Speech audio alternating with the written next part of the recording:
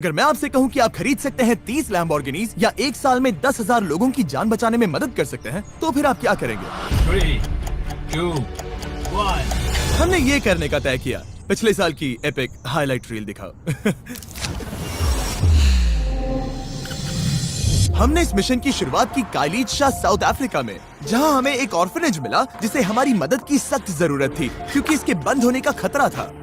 हमने ये तब शुरू किया था, मैंने 5,330 बच्चों को बचाया था, वरना वो बच्चे मर जाते। लेकिन हम इंतजार करते हैं ये सोचकर कि शायद कोई हमें बचाने के लिए आएगा, जैसे कि बीस्ट फिलांथ्रोपी। तो हमने 6 महीनों तक पूरे दिल से मेहनत की और 12 नए घरों को रीबिल्ड किया, उन्हें फ्रेश खाने का सप्लाई दिया और साथ ही में हमने नया प्लेग्राउंड भी बनाया। जब तक ऑर्फनेज पूरा हो रहा था, हमने अपने अगले प्रोजेक्ट की शुरुआत की, जिसमें हमने अफ्रीका के बच्चों को 20,000 जोड़ी जूते दिए। आपने यहाँ मेरे स्कूल में जो भी किया है वो बिल्कुल अद्भुत है।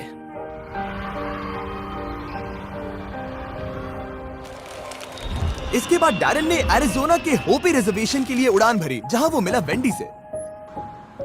होपी ट्राइब में करीब 10,000 से ज्यादा लोग हैं। इन लोगों के पास ज्यादा कुछ तो नहीं है, पर मिलने के बाद आप देखोगे कि ये लोग कितने दिलदार हैं। होपी ट्राइब सबसे करीब वाले कपड़ों और अनाज की दुकानों से सैकड़ों मील दूर रहते हैं, जो कि बुरा है क्योंकि सर्दियों में जमा देने वाली ठंड पड़ती है और उन्हें गर्म रहने और टेबल पर खाना रखने के लिए हर मदद की जरूरत है। हमें पता चला कि उनके लिए इन बुनियादी जरूरतों तक पहुंचना कितना मुश्किल है, तो हमने $2.7 मिलियन से अधिक के कपड़े डोनेट करने का फैसला किया। ये बहुत कमाल का था। हमारे बच्चे, हमारे लोग सभी बहुत खुश थे। Thank you mister beast. फिर हमें पता चला कि कैम्बोडिया में एम्प्यूटीज की संख्या असामान्य रूप से भी ज्यादा है, तो हमने एक्सीड वर्ल्ड वाइड के साथ मिलकर 2000 प्रोस्थेटिक लिम्स डोनेट किए। पहले जब हम यहाँ आए तो मुझे लगा कि हम बस लोगों के लिए लिम्स लेने आए हैं, हम लोगों को आत्मनिर्भर बना रहे हैं, पर सबसे जरूरी बात, हम उन्हें डिग्निटी और सेल्फ स्टीम वापस दिला रहे हैं। मैं बहुत एक्साइटेड हूँ, सच में थैंक यू। इसके बाद डैरेन और डैन ने कोलंबिया के एक आइलैंड के लिए उड़ान भरी, जहां उनकी नाव पलट गई और वो ऐसी नदी में गिरे जिसमें थे क्रोकोडाइल्स। वहाँ रहने के दौरान उन्होंने एक सोलर ग्रिड बनाया, जिससे वहाँ के लोगों को पहली बार बिजली और वाईफाई की सुविधा मिली और इससे इस आइलैंड के बच्चे ऑनलाइन एजुकेशन को एक्सेस कर पाएंगे। हमने इस कम्युनिटी की महिलाओं को सशक्त बनाने के लिए एक बेकरी भी बनाई, जो पहले दिन से ही हिट रही। इसके बाद हम केन्या गए, जहाँ ताज़ा पीने का पानी बेहद ही दुर्लभ था। मैं 6 बच्चों का पिता हूँ और मैं सभी बच्चों का अच्छा पिता बनना चाहता हूँ, इसीलिए मैं अपनी रोजी रोटी के लिए इतनी मेहनत करता हूँ। मेरी साइकिल में कोई गियर नहीं है, एक पैडल भी नहीं है, और तो और ब्रेक भी ठीक से काम नहीं कर रहे हैं। कभी कभी मैं सोचता हूँ कि मोटरसाइकिल का इंजन ले सकूं और अपनी साइकिल पर लगा लूं तो मेरी जिंदगी आसान हो जाएगी। तो इलेक्ट्रिक ई बाइक्स की मदद से हम मिस्टर बरासा और 1000 अन्य लोगों को मुफ्त इलेक्ट्रिक बाइसिकल्स दे पाए। तुमने काम को आसान बना दिया। चलाना आसान है। इसके बाद डैरेन और डैन फिलीपींस के क्योर चिल्ड्रंस हॉस्पिटल पहुंचे, जहां हम 160 बच्चों की जीवन बदलने वाली सर्जरीज कर पाए। इस छोटी सी लड़की की अभी अभी छुट्टी हुई है और वो पहली बार चलना सीख रही है, वो भी उसके सीधे पैरों के साथ। इन बच्चों को क्योर से मुफ्त में मिलने वाली सर्जरी का महत्व उनके जीवन को बदल देगा। और फैक्ट ये है कि बीस्ट फिलैंथ्रोपी यहाँ आ सकती है और क्योर को इनमें से कुछ बच्चों की देखभाल करने में मदद कर सकती है। ये कुछ ऐसा है जो मुझे इफेक्ट करेगा और जीवन भर मेरे साथ रहेगा। साउथ अफ्रीका में ऑर्फनेज पूरी तरह बन चुका था और वक्त आ गया था कि हम मामा रोजी और उनके बच्चों को सरप्राइज दें।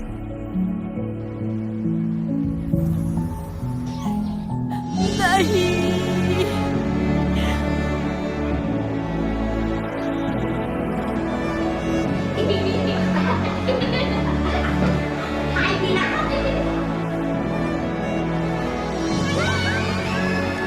Thank you. मामा रोजी ने हमें यामकला नाम के एक लड़के के बारे में भी बताया, जिसने म्यूजिशियन बनने के सपने के साथ 14 साल पहले ऑर्फनेज छोड़ दिया था। हालांकि एयरपोर्ट पर अपनी फुल टाइम जॉब के बीच उसे पैसे कमाने और म्यूजिक प्रैक्टिस करने में बहुत मुश्किलें हो रही थी। ये जानकर बहुत दुख होता था कि मैं मेरी मर्जी का काम नहीं कर रहा हूँ और ये भी कि जो मैं करना चाहता हूँ वो मैं नहीं कर पा रहा हूँ। तो हमने यामकला को एक बिल्कुल नए शानदार एकॉस्टिक गिटार के साथ सरप्राइज किया और साथ ही में उसे देश के बेस्ट म्यूजिक स्कूल में स्कॉलरशिप भी दिलाई। अगले साल मिलते हैं। इसके बाद हमारी टीम थाईलैंड के लिए रवाना हुई, जहां 2 मिलियन से भी ज्यादा स्ट्रे और डिसेबल्ड डॉग्स हैं, ताकि वो माइकल के साथ मिलकर ज्यादा से ज्यादा डॉग्स को बचाने में मदद कर सके। वहां पर हम हजारों डॉग्स को पहली बार दौड़ने में मदद कर पाए।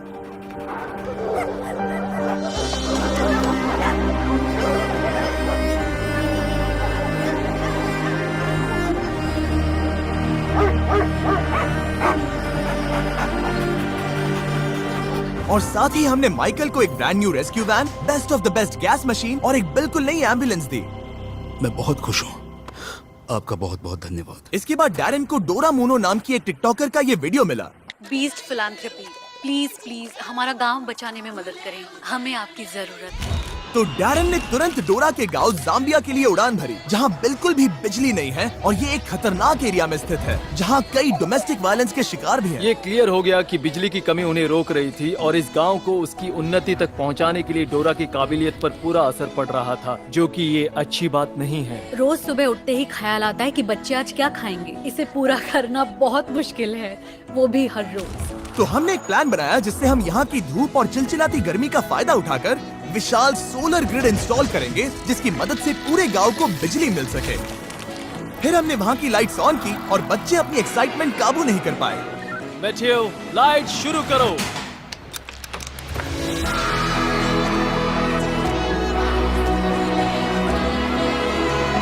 लाइट आ गई, क्या बात है। फिर हमें फिलाडेल्फिया के एक कॉलेज स्टूडेंट के बारे में पता चला, जो हर महीने स्कूल कैंटीन में बचे हजारों किलो खाने को बर्बाद होने से बचा रहा है। मैंने इसकी शुरुआत एक स्टूडेंट के तौर पर की, जब मैंने देखा कि मेरे डाइनिंग अकाउंट में बहुत सारे मील स्वाइप्स बाकी हैं और मेरा टर्म भी खत्म होने को आ रहा है। 50 मील्स बच गए थे जिन्हें मैं कभी यूज नहीं करने वाला था और अब वो बस वेस्ट होने जा रहे थे। तो डैरन उससे मिला और उसके ऑपरेशन को राष्ट्रीय स्तर तक पहुंचाने में मदद करने के लिए गया। लोगों की भलाई के लिए एवन जो कुछ कर रहे हैं उसे देखने के बाद हमें ज्यादा टाइम नहीं लगा ये डिसाइड करने के लिए कि हाँ, हम शेयरिंग एक्सेस के साथ जुड़ेंगे और ज्यादा से ज्यादा लोगों को खाना मिल सके। इस गोल को अचीव करने में उनकी मदद करेंगे। और हमारी मदद से शेयरिंग एक्सेस एक ऑपरेशन खोल पाई हंट्स पॉइंट प्रोड्यूस मार्केट की, जो वर्ल्ड का सबसे बड़ा प्रोड्यूस मार्केट है न्यूयॉर्क में, और ये ऑपरेशन फिली से 3 गुना ज्यादा बड़ा होने वाला था। इसके बाद डैरन और डैन कैमरून गए, जहां स्कूल के हजारों बच्चों को एक ही टॉयलेट शेयर करना पड़ता है और इन टूटे फूटे क्लासरूम्स में पढ़ाई करनी पड़ती है।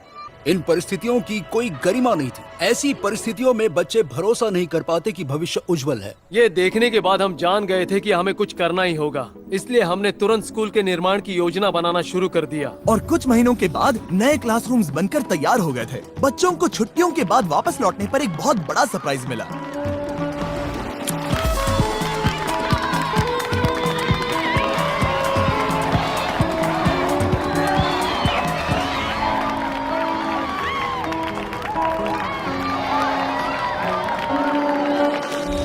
उसके बाद हम एक सीक्रेट प्रोजेक्ट के लिए नेपाल गए, जिसके बारे में हम अगले साल बताएंगे।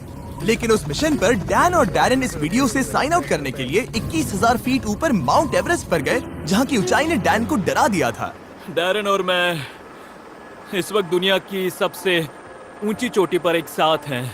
ये साल बहुत ही अच्छा था। हम सिर्फ 1 साल से साथ हैं और अब देखो हम कहां पहुंच गए, दुनिया में सबसे ऊपर, मेटाफोरिकली और सच में भी।